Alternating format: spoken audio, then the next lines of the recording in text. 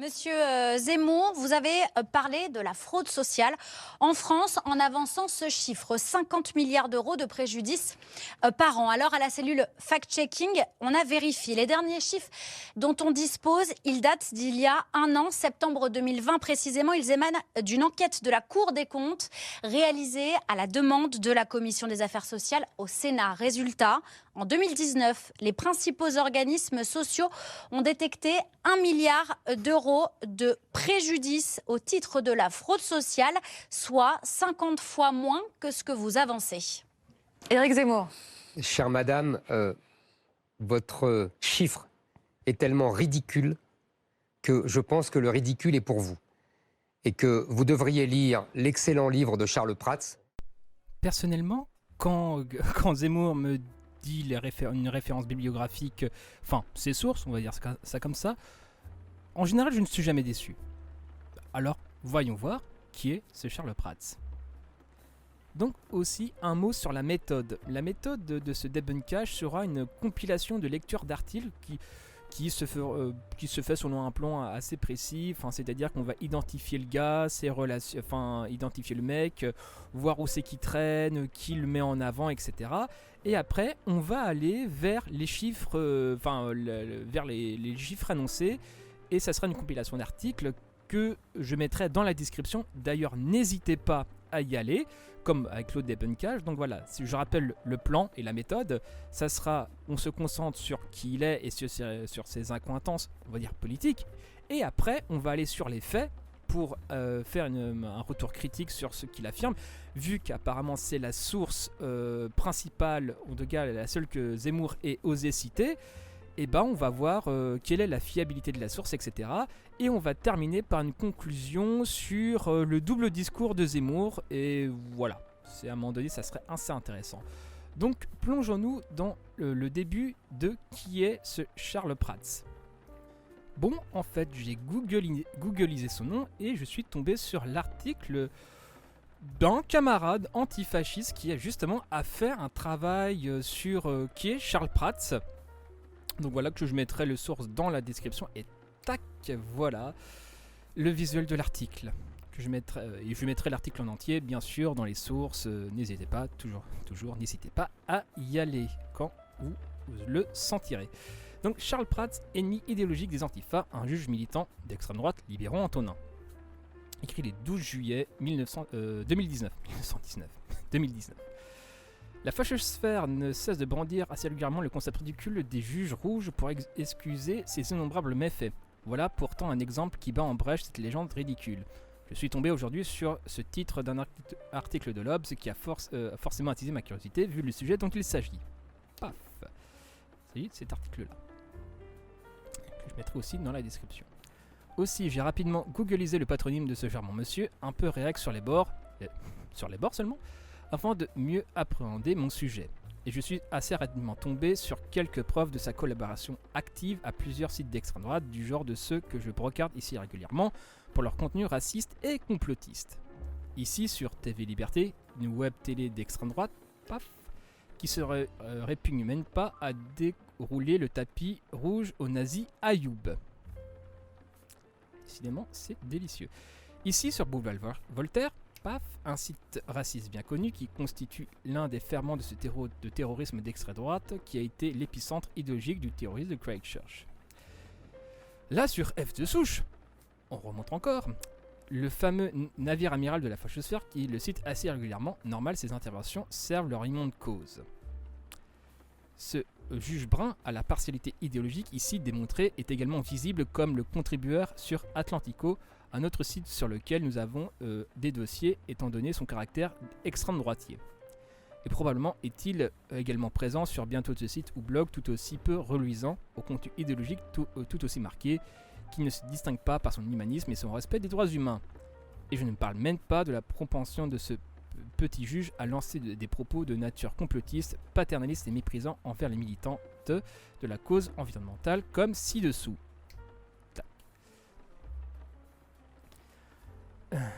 Aussi, quand je vois ce que je vois, surtout en cherchant si peu, j'ai bien raison de penser ce que je pense.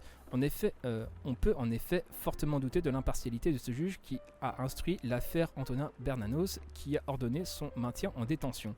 Surtout avec les mots employés par lui-même à notre endroit, le nervi d'extrême gauche, qu'il relève du jargon habituel des militants d'extrême droite et des fascistes sur les réseaux sociaux que je combats ici comme ailleurs. Cela étant plus injuste qu'Antonin avait eu le courage, lui, de s'opposer physiquement à des membres de groupuscules fascistes violents que sont les Zouaves Paris, Milice Paris et Génération Identitaire, qui peuvent, quant à eux, de nuire en toute impunité, alors qu'ils ont, il est utile de rappeler en l'occurrence, agressé par surprise un groupe du NPA en janvier pendant une manif de Gilets jaunes. Voilà la vidéo ici. Et cela sans la moindre sanction d'aucune sorte. Un renversement moral totalement hallucinant où les agresseurs sont blanchis et les coupables sont ceux qui s'y opposent. Un fonctionnement antidémocratique quelque peu pervers qui encourage le terrorisme d'extrême droite et les habituelles agressions et tentatives d'intimidation de ces gens-là. Non, Clément Méric, nous ne baisserons pas les yeux. Aussi, je me joins aux différentes manifestations de soutien de l'appel à la libération d'Antonin Bernanos, victime de répression qui s'apparente visiblement à un harcèlement judiciaire motivé par des considérations politiques, comme le confirme le collectif Libérons-les, source dans la description, dans son communiqué du 12 juin 2019 ici. Antonin Bernanos, antifasciste parisien, en prison depuis près de 2 mois en raison de son militantisme. Le 15 avril dernier, des militants antifascistes de la région parisienne ont été arrêtés suite à une confrontation de rue avec des membres des groupuscules d'extrême droite Zouaves Paris, Milice Paris et Génération Identitaire. Cet affrontement fait suite à une série d'agressions de la part de ces bandes de fascistes au sein du mouvement des Gilets jaunes, comme celle très remarquée du cortège du NPA le 26 janvier à Paris. Dans cette affaire du 15 avril, les militants fascistes n'ont pas été inquiétés par la justice et l'un d'eux a même porté plainte. Oui. En revanche, plusieurs militants antifascistes ont été mis en examen et Antonin Bernanos a été placé en détention provisoire par le juge des libertés et la détention Charles Prats au centre pénitentiaire de Fresnes le 18 avril 2019. Hier, le 11 juin 2019, la chambre de l'instruction a décidé de rejeter l'appel de cette décision et a confirmé le maintien en détention d'Antonin. À ce jour, le dossier judiciaire est vide et la juge d'instruction, Sabine Kéris, n'a toujours pas commencé ses investigations. L'enquête policière n'avance donc pas, et pour cause, puisqu'ils n'ont pas d'éléments contre Antonin. Celui-ci conteste d'ailleurs les faits qui lui sont reprochés, et c'est qu'il ne laisse pas aux autorités que l'option de la manipulation. Preuve erronée, nouvelle affaire à charge mensongère et négation totale du principe de présomption d'innocence. D'ailleurs, que pensent les individus d'extrême centre d'ailleurs ? Vraie question. Eux qui sont d'habitude de si prompts à réagir quand des militants d'extrême droite se font coffrer à raison, en invoquant justement cette présomption d'innocence, mais quand c'est des militants d'extrême gauche, on peut aller gentiment se faire mettre. Autant de procédés systématiquement mis en œuvre dans l'affaire dite du quai de Valmy ou de Tarnac. Cette détention est uniquement fondée sur le profil de militants et sa condamnation dans l'affaire du quai de Valmy. Comme si cela ne suffisait pas, l'administration pénitentiaire a décidé de le placer en isolement depuis le 9 mai 2019, toujours en raison de ses activités politiques. En outre, les permis de visite de ses proches ont été perdus par la juge et n'ont pu obtenir de validation qu'après une décision en appel au bout de 2 mois. Antonin n'a donc eu que la visite de son avocat depuis le début de sa détention. Évidemment, ses courriers comme ceux de ses proches sont bloqués chez la juge. De plus, Antonin est aujourd'hui dans l'impossibilité de poursuivre son master, lui qui avait déjà dû valider sa licence en détention à Fleury. Cet acharnement judiciaire contre un militant ne sort pas de nulle part. Il s'ancre dans les formes de justice d'exception et de répression de masse forgées depuis des décennies dans les quartiers populaires et utilisées depuis quelques années contre les militants et les mouvements sociaux qui contestent les politiques gouvernementales. Le mouvement des Gilets jaunes a sans aucun doute constitué un nouveau pas forgé dans ce tournant autoritaire depuis ces dizaines de mutilations, ces milliers de gardes à vue et ces 800 condamnations dont 388 se sont traduites par de la prison ferme. Peut-être un des rares aspects des Gilets jaunes que je ne conteste pas d'ailleurs. C'est l'aspect de effectivement, la violence répressive. Les Gilets jaunes ont été traités en fait comme des vulgaires banlieusards, j'ai envie de dire, bienvenue dans la pauvreté, j'ai envie de dire, bienvenue. Prenez des cookies. Au sein de cette criminalisation croissante des mouvements sociaux, les antifascistes et les autonomes sont particulièrement ciblés depuis des mois. Non des supposés leaders diffusés dans la presse, arrestations préventives le jour des manifestations qui aboutissent à des faits d'interdiction de manifester, mesures pourtant rétorquées récemment par le Conseil constitutionnel. Incarcération d'Antonin, dont Alain Bauer dira à la télévision, sans peur du ridicule, qu'elle explique le faible nombre de Black Blocs représentés le 1er mai 2019. Genre le gars, enfin bref. Alors le gouvernement tente d'imposer une fausse alternative entre populisme et progressisme, l'acharnement judiciaire contre Antonin et ses camarades doivent être pris pour ce qu'il est. La vengeance d'État contre celles et ceux qui ont rendu impossible l'amalgame entre fascisme et gilets jaunes. Ouais. Sur cette partie du communiqué, je tousse quand même. Celles et ceux qui demeurent intraitables face aux bandes d'extrême droite sans pour autant céder d'un pouce face à l'autoritarisme délirant du bloc au pouvoir. Voilà. Donc voilà à peu près politiquement qui est cet individu. Donc voilà qui est la partie un petit peu... voilà. On va passer à la suite. Et on peut aussi, comme par hasard, entre guillemets, relever cette bande-annonce faite dans la maison d'édition Ring, une maison d'édition, je pense, qu'on va pas trop se tromper, d'extrême droite. Je suis Charles Prats, magistrat. J'ai écrit Le Cartel des fraudes pour vous expliquer à vous, Français, le scandale de la fraude aux prestations sociales. 50 milliards d'euros de fraude tous les ans qui vous sont volés à vous, Français. 5 millions de fantômes qui pillent les caisses des organismes de protection sociale. Comment Abou Alok, un des fondateurs belges de Daesh, est venu s'inscrire frauduleusement à la Sécu en France. Tous ces cartels des fraudes nous coûtent des dizaines de milliards d'euros par an. L'argent, il faut aller le reprendre dans la poche de ces voleurs-là plutôt que dans celle de nos contribuables. Vous allez découvrir des documents exclusifs, des aveux hallucinants de la part de hauts fonctionnaires. Quelque chose qui va vous ébranler. En luttant contre la fraude aux prestations sociales, il existe des solutions pour que la France s'en sorte.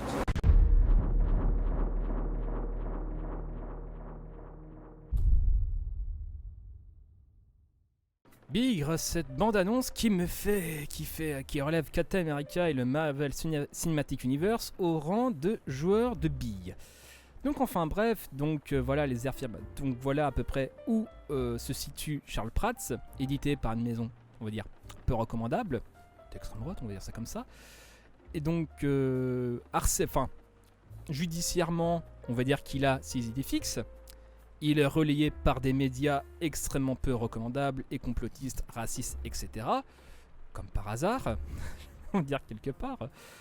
Et donc voilà, là on va commencer par aussi le chiffre qu'avance dans la vidéo de début, la vidéo de BFM, voilà, sur les 1 milliard de fraude fiscale, de fraude apparemment. Je mettrai l'article paf dans la description. C'est pas forcément l'article que je mets là parce que voilà, c'est chiffré à 1 milliard, mais on va plutôt et encore 1 milliard, je pense que c'est extrêmement large au vu des articles qu'on va lire au fur et à mesure. Donc je mettrai l'article du debunk de BFM TV par rapport au débat Mélenchon-Zemmour, je le mettrai dans la description, n'hésitez surtout pas à y aller. Et donc on va voir quel genre de groupe aussi a relayé cette affirmation de fraude de 14 milliards d'euros, comme l'affirmait Zemmour, là où Charles Prats continue à affirmer 50 milliards, Zemmour est plus modeste, on va dire, il affirme 14 milliards. Enfin bref, donc quel groupe a relayé pourquoi la fraude sociale au numéro de sécurité sociale dénoncé par certains. Donc voilà, on va voir ça tout de suite. Donc voyons cet article et paf. Pourquoi la fraude au numéro de sécurité sociale dénoncée par certains gilets jaunes est une intox. Sur Facebook, la vidéo relayant une fausse information a été vue plus de 940 000 fois. C'est le gilet jaune quoi, tout simplement quoi. Qu'un mouvement social entre guillemets ait donné, enfin l'impulsion on va dire, l'élément déclencheur a été une Marie-Chantal Breton de 56 ans, plutôt proche des gens d'En Marche et qui croit aux chemtrails, à un moment donné c'est que le truc était déjà mort-né. Comme dirait un grand philosophe, tu ne sais pas encore mais tu es déjà mort. Enfin bref, on continue. Une fake news qui revient régulièrement sur la page Facebook La France en colère, qui rassemble des gilets jaunes. Un membre a partagé une vidéo dont je n'ai plus accès, en tout cas en cliquant sur le lien de la source, pas de vidéo, c'est peut-être parce que je ne fais pas partie du groupe ou peut-être que la vidéo a été retirée depuis, enfin bref, on ne le saura jamais. Si vous avez retrouvé la vidéo d'ailleurs, mettez-la dans la description, n'hésitez surtout pas.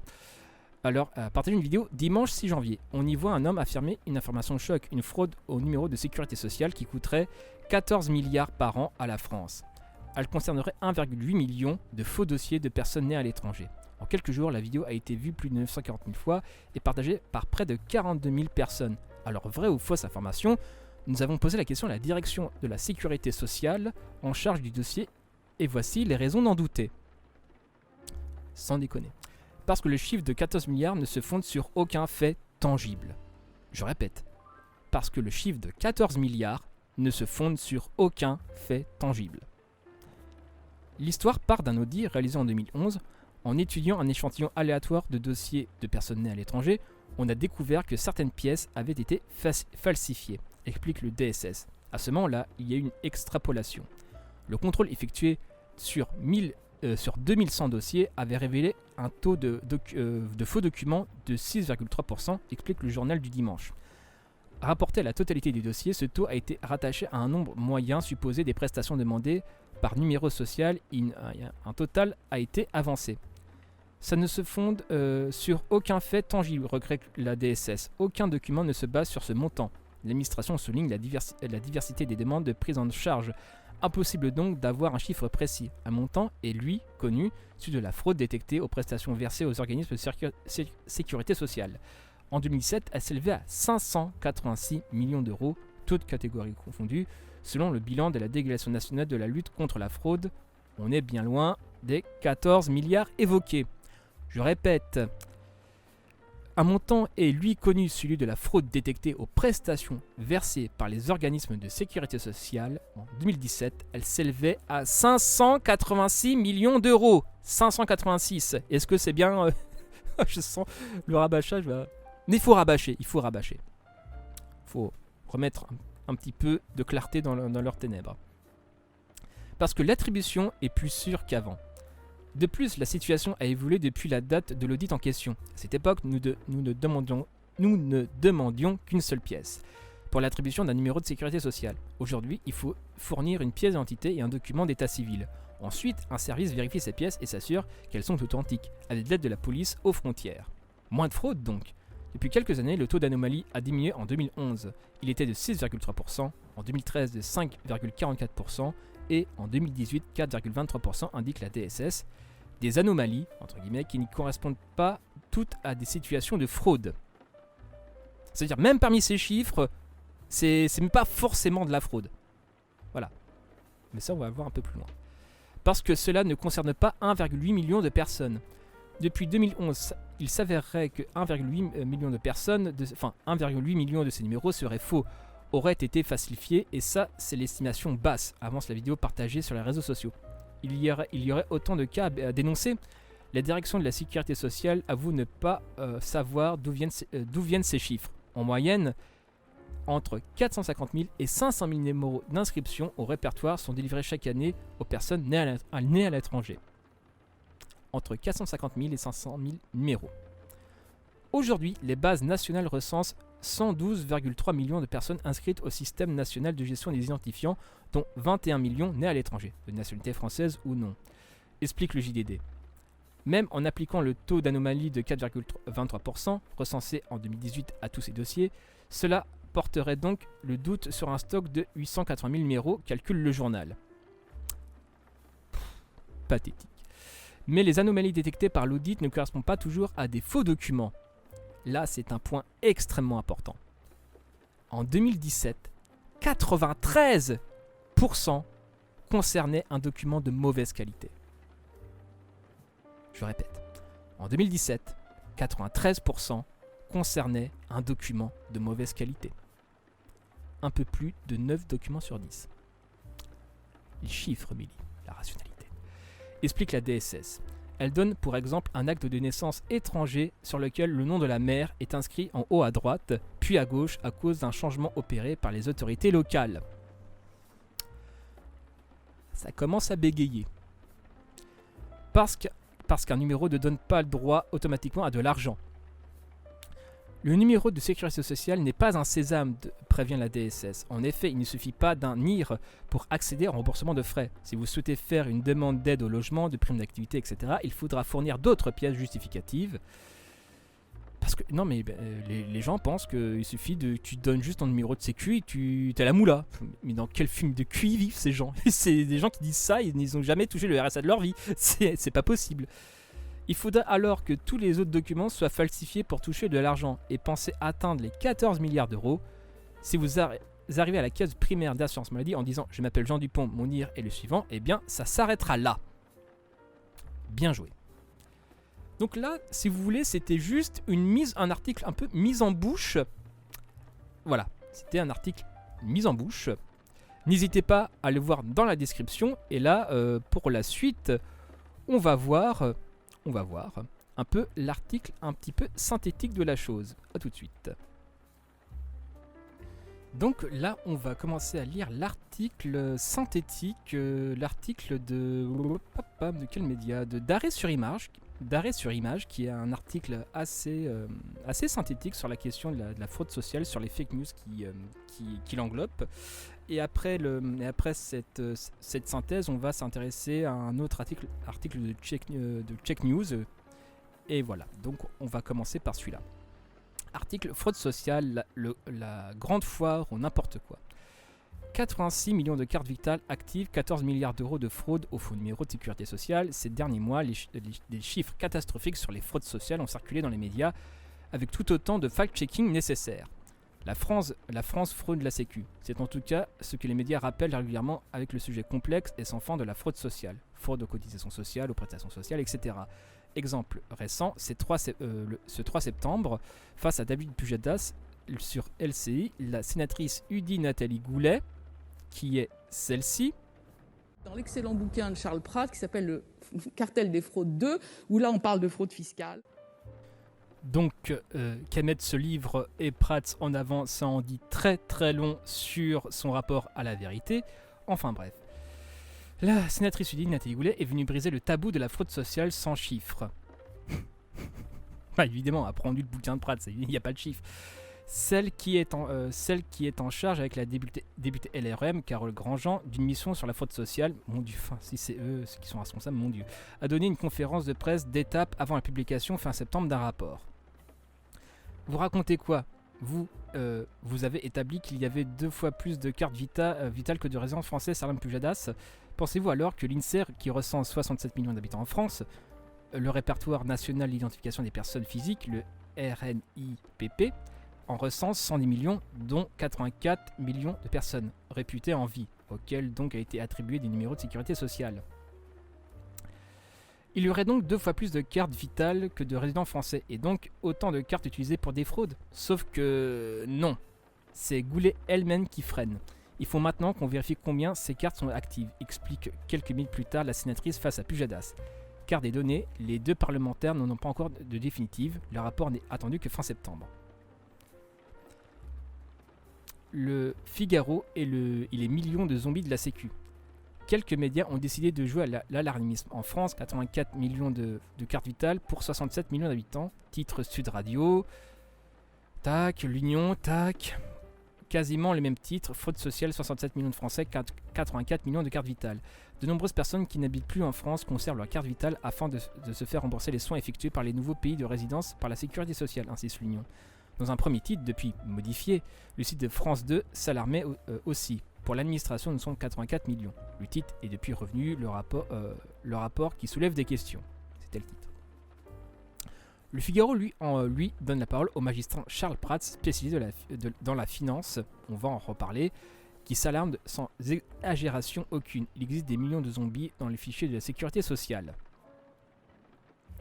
Premier problème de ces affirmations alarmistes, l'assurance maladie qui recense que 59,4 millions de cartes vitales valides, rappelle Le Monde dans un fact-checking qu'on verra plus tard, dans un fact-checking du 5 septembre. La députée LREM, Carole Grandjean, qui co-rédige avec Goulet le rapport sur la mission, ne se risque pas à évoquer des millions de cartes vitales entrant en circulation, pointe le quotidien, qui ajoute « La députée reconnaît ne pas être en mesure de fournir une estimation précise de la fraude sociale en France à ce stade, que ce soit le montant ou le nombre de personnes impliquées.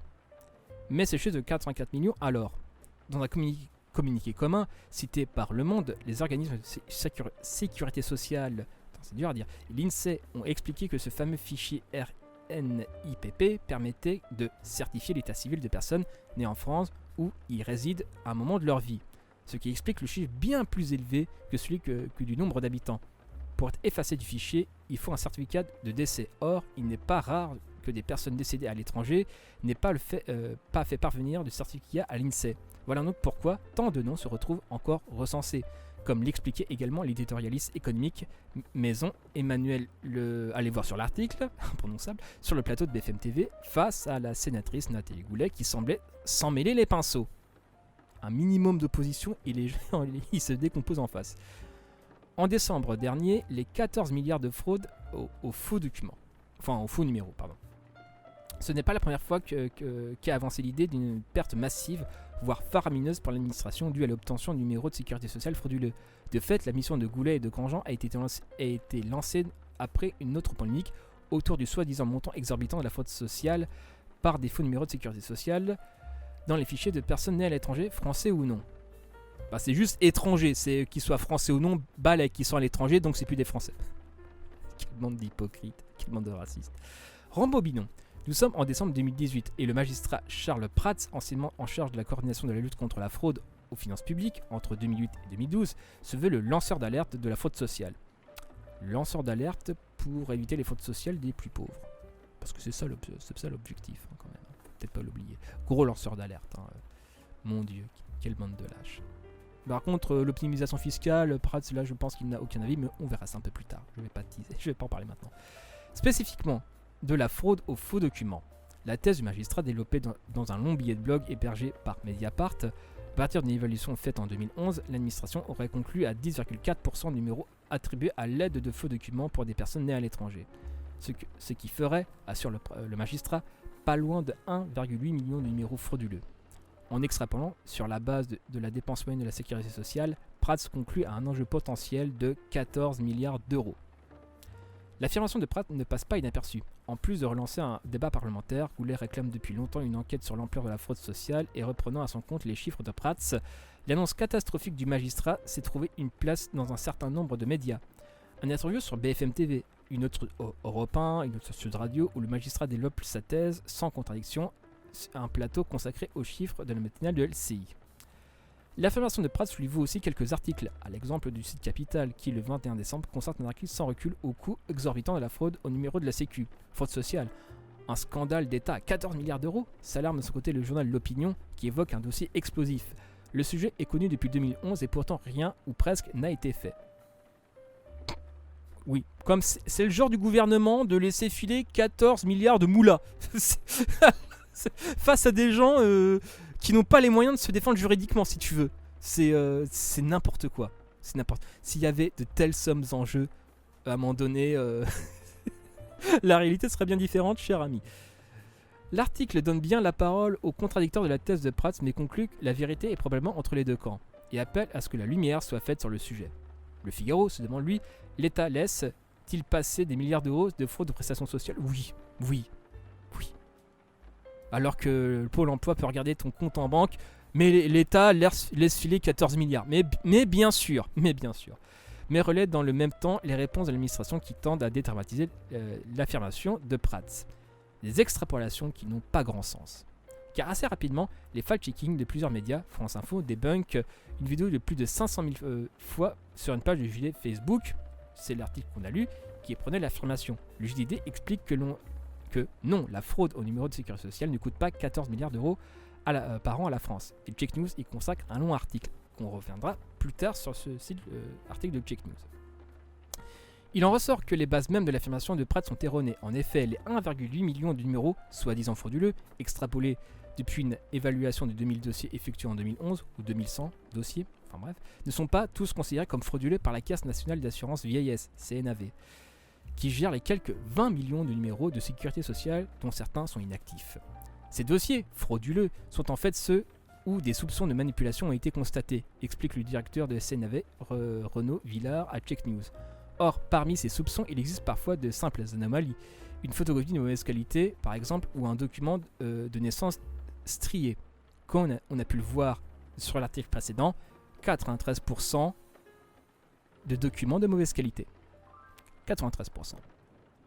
Mettez-vous-le bien dans la tête. Beaucoup, après vérification, sont donc considérés comme non frauduleux et régularisés, ce que ne prend pas en compte l'extrapolation de Prats. Bah non, Bah, évidemment, il va pas commencer à être de gauche, le gars, quand même. Un minimum rationnel. Évidemment, non, c'est pas le style de la maison. Sans compter qu'obtenir un numéro de frauduleux ne veut pas dire que l'on obtient automatiquement des prestations sociales, rappelle à Check News le directeur de la CNAV. A l'inverse, les assurés possédant un numéro non frauduleux peuvent aussi très bien frauder. Autrement dit, ce chiffre d'1,8 million ne correspond pas à grand chose, tout comme son extrapolation d'un coût de 14 milliards d'euros. 14 milliards d'euros. J'en reviens pas que les gens pensent réellement que la sous-populace sociale a réussi à frauduler 14 milliards d'euros. C'est à un moment donné, si les gens pensent vraiment ça, c'est que les gens, ils ont un grave problème avec la réalité.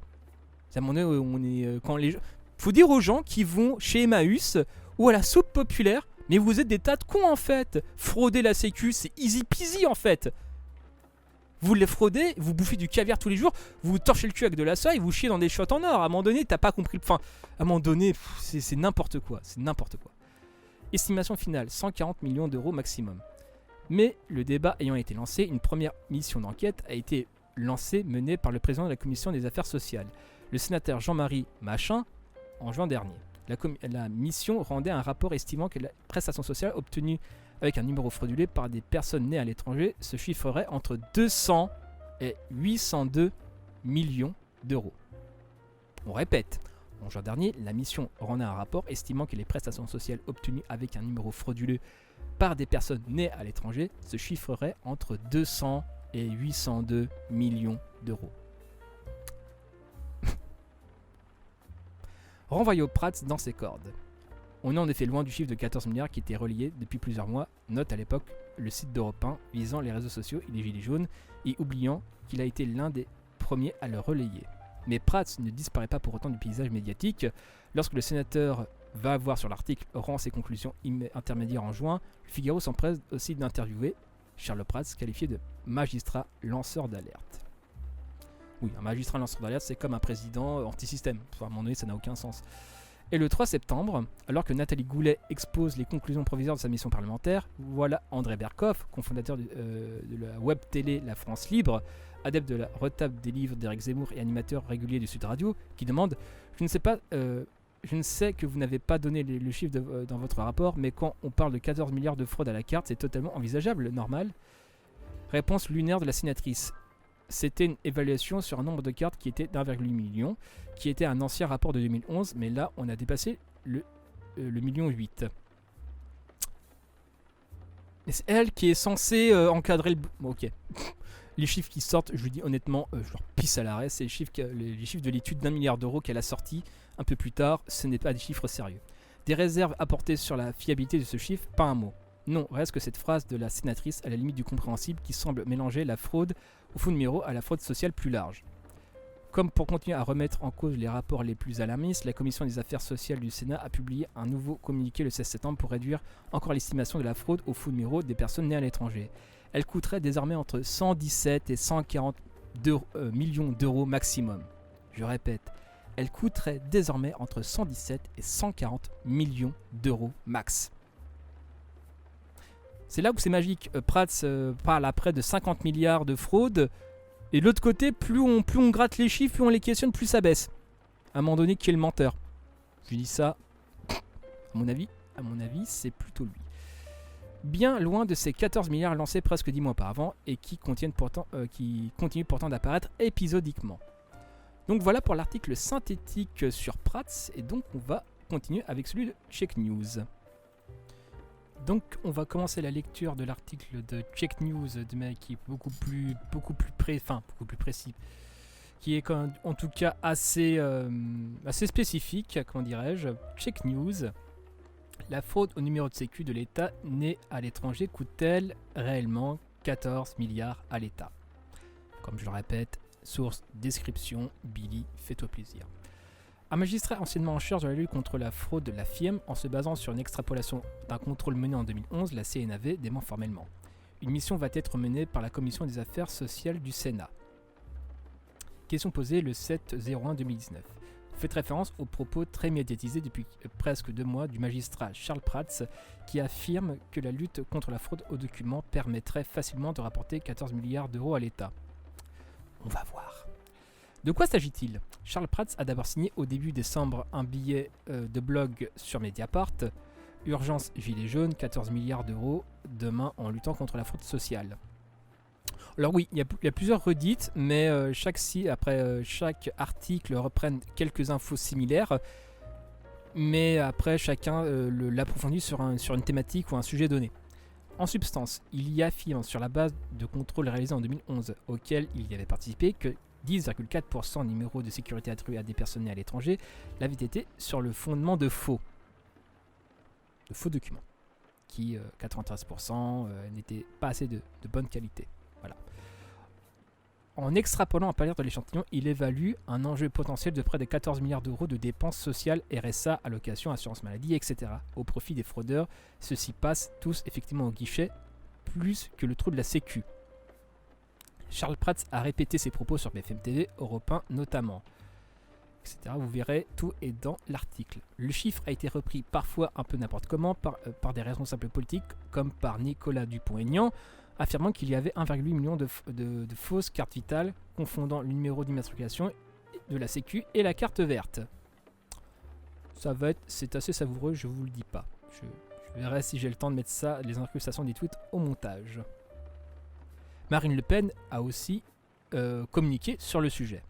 Marine Le Pen, voilà, qui la prend encore au sérieux. Enfin, la sénatrice UDI Nathalie Goulet, qui avait déjà posé une question d'actualité au sujet de 2016, a largement relayé les accusations de Charles Prats sur les réseaux sociaux, demandant des comptes à la ministre de la Santé. Donc Goulet, on est vraiment là dans le vautrage du ridicule, quand même. D'où vient le chiffre de 14 milliards d'euros mis en avant par Charles Prats. Les personnes nées en France sont immatriculées par la Sécu par l'INSEE. Il en va autrement pour les personnes nées à l'étranger, y compris quand elles sont françaises. C'est pas parce que tu es né à l'étranger que tu n'es pas français.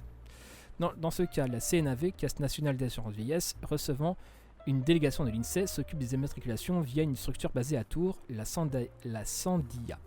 Environ 400 000 personnes sont immatriculées et reçoivent un numéro, le NIR, chaque année, les étudiants étrangers, les personnes bénéficiant d'un titre de séjour, etc. Ce numéro permet d'accéder à une carte vitale et rend possible le versement de prestations sociales. Le chiffre spectaculaire que répète Charles Prats est extrapolé à partir d'un rapport de 2012 de la Délégation nationale de lutte contre la fraude sur la base d'un contrôle réalisé en 2011. Cette année-là, comme cela a été depuis en 2013 ou des données en 2018, une opération de contrôle a été menée sur environ 2000 dossiers d'immatriculation. Le rapport mentionne un taux de fraude de 10,4%. Prats part du principe que ce taux de 10,4% obtenu sur un échantillon de nouveaux immatriculés peut être extrapolé à la totalité des numéros enregistrés. Il l'applique donc à un total de 18 millions de numéros de fichiers, ce qui correspond au nombre total des immatriculations de personnes nées à l'étranger en 2011, total qui est depuis passé à plus de 20 millions. D'où ce chiffre de 1,8 million qu'il estime être le nombre de fraudeurs. À la suite de quoi, il multiplie ce total par ce qu'il estime être la dépense moyenne par assuré social, presque 7 500 € correspondant à l'ensemble de toutes les prestations sociales pour arriver à 14 milliards d'euros. Le CNAV conteste formellement. Contacté par Check News, le CNAV conteste formellement tous les étages de la démonstration. C'est pas un, c'est tous les étages. Tous. Du magistrat et par conséquent les résultats auxquels il parvient. Si Prats s'appuie sur le terme fraude utilisé dans les rapports, la CNAV conteste cette sémantique. Contacté par Check News, Renaud Villard, directeur de la CNAV, affirme ainsi que les 10,4% cités par Prats à propos du contrôle de 2011 correspondent en fait à l'ensemble des documents sur lesquels il y a des soupçons de manipulation. Un logo mal placé, un cachet suspect, etc. Mais aussi lesquels il y a une simple anomalie. Photocopie de mauvaise qualité. Encore une fois, 93%. Voilà. Comme tout process géré par la CNAV assure l'organisme, celui-ci est soumis à un test de qualité, ce que l'on appelle la maîtrise des risques. Périodiquement, en 2011, 2013 et 2018, on sort donc un échantillon de dossiers, environ 2000, pour vérifier qu'absolument tout est conforme aux procédures. M. Prats évoque ce process de maîtrise des risques qui est un contrôle de qualité en fin de chaîne.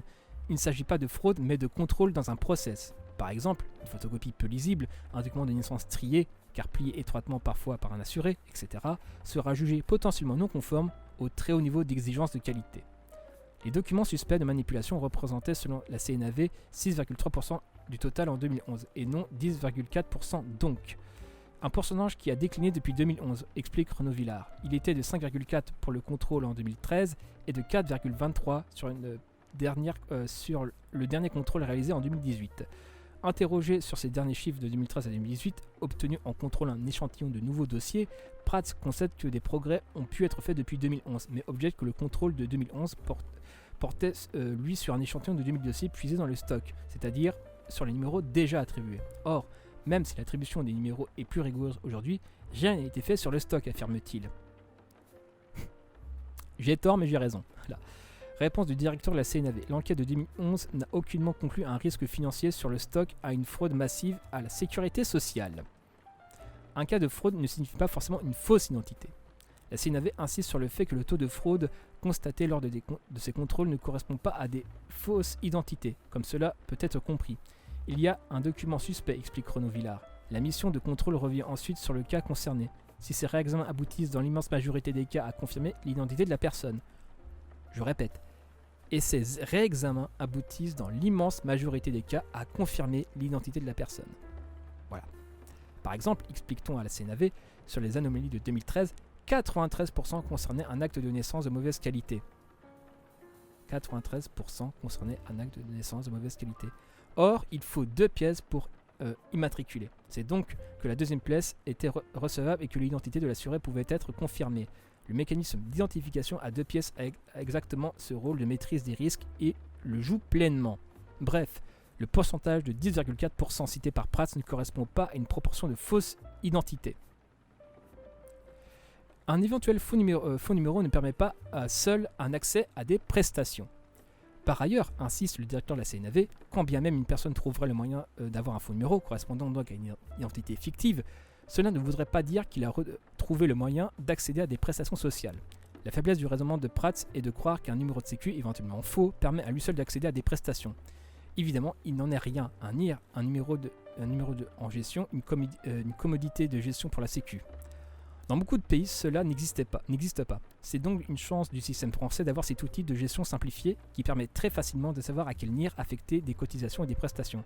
Mais cet outil de gestion n'ouvre aucun droit. Pour toucher cette allocation, par exemple, il va falloir présenter, bien au-delà de ce numéro, un livret de famille, des pièces d'identité, un avis d'imposition, etc. Et j'invite celles et ceux qui m'écoutent, qui sont sceptiques à ce sujet de démontage de gauchistes, à aller demander le RSA avec son simple numéro de sécu. Et ils verront qu'à un moment donné, ça sera peut-être un peu compliqué. A l'inverse, un assuré social avec un vrai numéro pourra tout à fait frauder à la CAF en montant sur sa situation familiale. Croire que la fraude se joue surtout au niveau de la matriculation est une erreur d'analyse, poursuit le directeur de la CNAV. La plupart des fraudes consistent à mentir sur ses ressources, sa situation de famille ou sa résidence en France par exemple, ce qui n'a rien à voir avec le numéro d'immatriculation. Voilà. Peut-être, je lance une idée comme ça, peut-être faire un contrôle fiscal à ce monsieur Prats, lui qui est si prompt sur les chiffres. On pourrait peut-être apprendre des trucs. Les 20 millions de... Je dis ça, je dis rien. Les 20 millions de numéros d'immatriculation des personnes nées à l'étranger ne sont pas tous actifs. La CNAV assure enfin que cela n'a guère de sens non plus d'extrapoler le supposé taux de fraude de 10,4% au total numéro d'immatriculation pour prétendre identifier le nombre de fraudeurs et déduire ensuite l'enjeu de la fraude en milliards d'euros. En fait, sur le nombre total, plus de 20 millions de numéros d'immatriculation des personnes nées à l'étranger, une bonne partie sont inactifs, c'est-à-dire qu'ils ne renvoient plus à des gens qui reçoivent des prestations. Un étudiant étranger ayant eu son numéro de sécu il y a des années et étant depuis revenu dans son pays d'origine, conserve par exemple son numéro, sans pour autant toucher la moindre prestation. Il y a au total dans le fichier NIR, en ajoutant personnes nées à l'étranger et personnes nées en France, 114 millions de numéros. Il n'y a pas 114 millions de personnes qui touchent des prestations sociales en France. Voilà. Peut-être que des gens touchent, mais qui m'en ont pas averti. Enfin bref, j'ai été exclu de ce complot. Si la fraude à la prestation reste évidemment...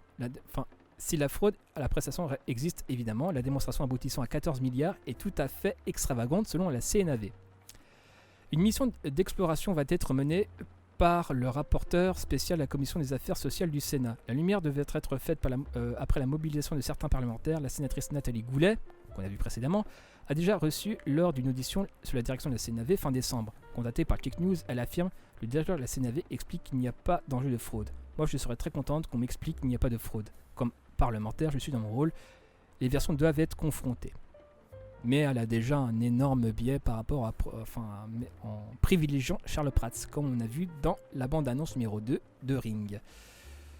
D'ailleurs, je vais me faire striker. Enfin bref. Nathalie, peut-être me faire censurer, mais ça, on s'en fout. Nathalie Goulet a obtenu la mise en œuvre d'une mission d'exploration sur la question. Elle sera menée par Jean-Marie va voir sur l'article, rapporteur spécial de la Commission des affaires sociales du Sénat, qui se donne 6 à 8 semaines pour mener à bien sa mission. Contacté par Check News, il explique « J'ai déjà parlé à Charles Prats, je lui ai expliqué qu'il me semblait étonnant que rien n'ait été fait face à l'ampleur de cette fraude. S'il était aussi aisé de trouver ces 14 milliards. Il me semble aussi très étonnant que près de 2 millions de personnes se trouvent titulaires de numéro de sécurité sociale sous une fausse identité et bénéficiaires de prestations sociales.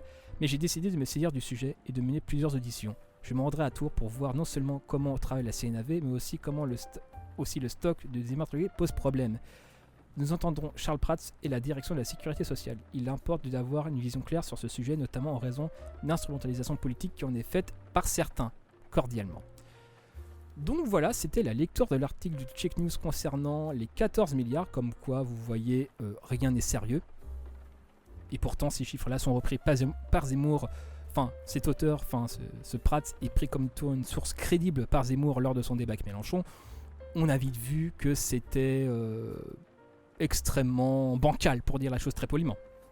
Donc enfin bref, pour la suite, on va voir, mais Zemmour qui est si prompt à dénoncer la fraude sociale, est-ce qu'il est clean sur ce plan en termes de fraude fiscale? On va voir ça. Donc on arrive à une sorte de mini-conclusion qui n'en est pas vraiment une d'ailleurs, on peut noter par exemple l'hypocrisie, les chiffres avancés par Zemmour en fait sont ridicules. Il se dit anti-système et ces chiffres sont mis en avant par le système, entre guillemets, bien que ce mot ne veut à peu près rien dire. Système, enfin bref, on va dire le système parlementaire.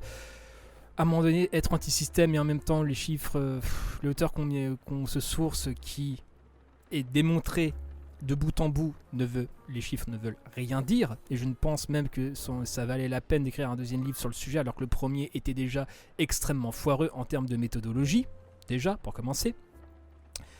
Mais de toute façon, de la part de quelqu'un qui s'adonne à l'optimisation fiscale, paf, je mettrai le lien dans la description. Malheureusement, c'est un article réservé aux abonnés, je ne peux pas lire. Mais je ne doute pas que certains et certaines... laissez l'article, le lien de l'article dans les commentaires, peu importe. Laissez la chose. Mais voilà, il parle de la fraude sociale pour mieux masquer sa fraude fiscale. Voilà. Et donc on va continuer aussi avec son lien avec Charles Gave, qui est un autre exilé fiscal, ou avec l'article de BFM TV. Cette fois-ci, on va parler de cet article-là. Charles Gave, un millionnaire proche de l'extrême droite qui prête 300 000 € à Éric Zemmour. Le polémiste commence à engranger ses premiers soutiens financiers importants, à commencer par celui de Charles Gave, un millionnaire qui a un temps soutenu Nicolas Dupont-Aignan. D'ailleurs, je crois qu'il avait fait un truc avec Charles Gave, avec Papacito. Ouais, je retrouve la chose. On a beaucoup de points communs. Toulouse, le rugby et Papacito a réussi à un coup que je trouve absolument génial. C'est qu'il a réussi à faire croire qu'il n'avait pas de culture et qu'il parlait avec ses guts, qu'il parlait avec ses boyaux. Vous savez qu'il était dans le fond la voix de la France profonde. Et en fait, Papacito est très cultivé, a beaucoup lu, et donc il réussit à se faire passer pour quelqu'un qu'on écoute, mais dans le fond qui paraît pas sérieux, alors que dans le fond il dit des choses très très sérieuses. Écoutez, merci beaucoup. L'homme d'affaires Charles Gave prête 30 000 € à Éric Zemmour pour sa probable campagne présidentielle. Ce soutien n'est pas une surprise. L'entrepreneur en position identitaire n'a cessé de soutenir l'essayiste depuis le printemps. Je crois même Soral aime bien Charles Gave, même s'il le critique, ça reste la même fausse à merde. Le millionnaire, proche de l'extrême droite, a toutefois attendu qu'il décolle dans les sondages pour participer financièrement à sa candidature. Éric a un courage physique insensé, et comme disait Napoléon, le courage est la seule vertu que l'on ne peut pas feindre. Et puis il aime son pays comme un fou, explique Charles Gave, au point qui a révélé l'information confirmée par BFM TV. On sent le soutien de Debout la France. Le financier qui a fait fortune à Londres, après son départ de la France quelques jours après l'élection de François Mitterrand, a un temps soutenu Nicolas Dupont-Aignan. De retour en France en 2015, il se rapproche du patron de Debout la France, dont il est un temps l'un des plus proches conseillers. Sa fille, Emmanuelle Gave, elle-même adhérente, devait figurer aux 4e position sur la liste des élections européennes à partir de 2019, tout comme son père. Accusée d'avoir posté à de multiples reprises des tweets racistes, Elle est finalement retirée des listes du parti, alors que l'entrepreneur devait contribuer à hauteur de 2 millions d'euros à la campagne d'après l'opinion. Il retire finalement son soutien à l'exfiltration d'Emmanuel Gave, sa fille. Une chaîne YouTube depuis la Russie. Ce partisan de l'union de toutes les droites, des plus modérés aux plus extrêmes, est également le président fondateur des Instituts de liberté qui vise à recruter et former des étudiants courageux pour servir la France, d'après ses propres termes. Son soutien à Éric Zemmour est acté depuis le début du printemps, lorsqu'il s'est rapproché du polémiste. Il avait d'ailleurs déclaré dans un entretien à Paris Match que sa campagne ne coûterait pas cher. On lancera une chaîne YouTube depuis la Russie et on se débarrassera des sangsues, des brigands et de la haute fonction publique. Mais il semblait tarder à participer financièrement. Il n'a pas encore donné un copec, se plaignait des proches de l'essayiste en septembre dernier, rapporte Le Point. Le sondage qui place l'ancien journaliste du Figaro pour la première fois en capacité de se qualifier au second tour a probablement changé la donne. Voilà aussi sur les soutiens d'Éric Zemmour. Charles Gave, un exilé fiscal, ma foi, un libéral tout à fait banal, dans sa saloperie tout à fait banale. Donc enfin bref, on va continuer. Donc on va conclure ce débunkage sur notamment il y a un chiffre qui circule qui la fraude fiscale, la fraude fiscale, un des plus riches, qui est évalué entre 60 et 80 millions d'euros selon une étude que je mettrai dans la description et que je mettrai en PDF. Donc là, c'est beaucoup plus crédible, c'est beaucoup plus réaliste quelque part que la fraude aux aides sociales, etc. Comment, encore une fois, le rapport de force, on laisse tranquille les riches, voire même les riches financent des riches comme Charles Gave qui pratiquent l'optimisation fiscale, on va dire la fraude fiscale, disons-le frontalement, finance Éric Zemmour pour qu'il crache à la gueule des fraudeurs aux minima sociaux. Et après, il y a des gens qui pensent réellement que Zemmour défend le pauvre petit blanc, machin, etc. Mais dans quelle réalité vous vivez ? Je ne comprends pas. Vous croyez vraiment que vu Zemmour, vu ce qu'il fait, il va s'arrêter en si bon chemin ? Il va tataner entre guillemets les minorités, on va dire ça comme ça, les musulmans, etc. Et vous croyez qu'il va s'arrêter de mettre sous perf les pauvres qui profitent salement du truc, selon lui, parce que vous êtes blanc. Vous croyez que le fait que vous appelez Dupont, ça va vous protéger du fait qu'il va vous la mettre. Ça m'étonne. Soit vous êtes très bête, soit vous êtes d'une incroyable naïveté, soit vous êtes extrêmement raciste. Votre racisme vous empêche de voir la réalité. C'est aussi simple que ça. Et donc aussi, c'était une possible... voilà, je sais qu'il y a quelques sceptiques qui m'écoutent, et à cela je voudrais m'adresser. Effectivement, il y a quelqu'un comment dirais-je, dans le milieu sceptique d'assez connu, qui n'hésitait pas à m'affirmer que Papacito avait réellement une dimension sociale. Je vous laisse deviner qui c'est, et je vous laisse, messieurs, dames, le soin de vous transmettre cette vidéo et de lui transmettre mes salutations non distinguées, bien évidemment, qu'à un moment donné, il faut le rappeler, ce petit bonhomme à la réalité.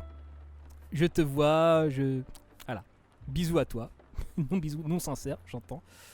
Donc voilà, c'était le débunkage d'Éric Zemmour sur, entre guillemets, les fraudes sociales. N'hésitez pas à le réécouter, n'hésitez pas à le partager, surtout, c'est important. C'était Martin Eden en direct du Goulag. Bisous à vous.